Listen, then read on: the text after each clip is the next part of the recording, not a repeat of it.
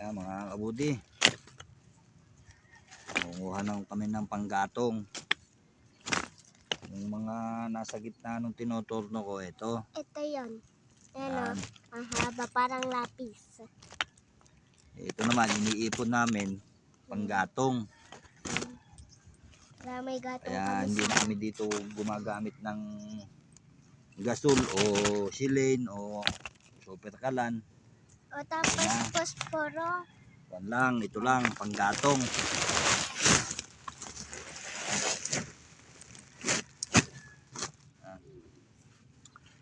Tapos mga idol, yung kusot ilalagay namin sa lata, gagatungan. Mga guys, gawin nyo na din pa ang meron sa inyo. Wala sa kanilang ganito kasi wala naman dun sa kanilang kahoy na ganito. Hindi sila gumagawa ng mga items. Wala, nakatanga lang sa bahay.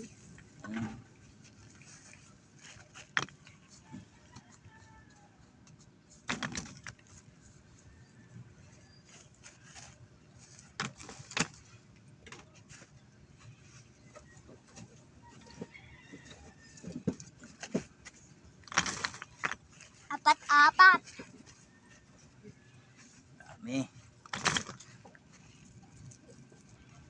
Dami. Guys.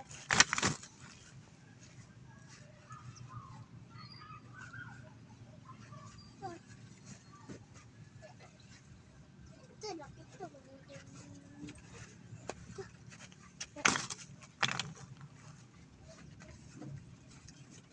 Ayan.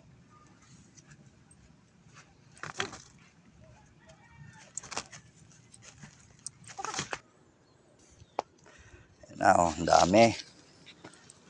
Yan yung kusot. Guys. Ito naman yung kusot.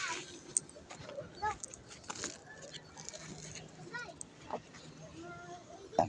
Tapos i-videohan mo kung naglalakad.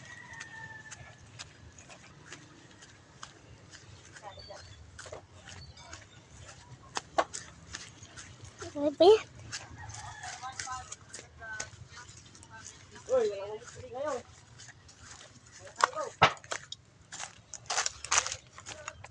Tapos i-toast mo.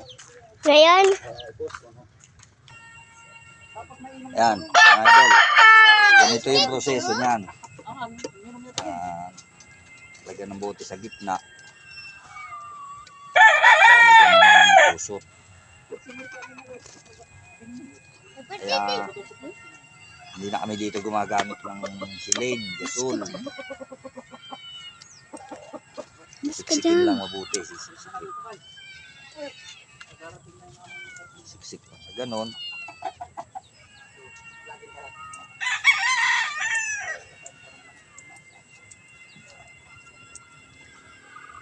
Kailangan nasa gitna mga udi yung bote ng red horse. Okay na. Ito nyo. Tapos may butas dito yan. May butas dito yung lata. Kanto style nito chimney. Chimney. Ayan o, idol o. Yan. Tapos dito ilalagay mga idol yung kinuha namin na gatong kanina na maliliit. Saka mo nasisindihan. Okay na yun mga idol. Okay mga idol, ayan na ito nyo, may apoy na. Ito yung kinuha namin kanina. Hindi ko pa na naipakita sa inyo kung paano ko pinadingas. Nakalimutan ko na naman mga idol. Ayan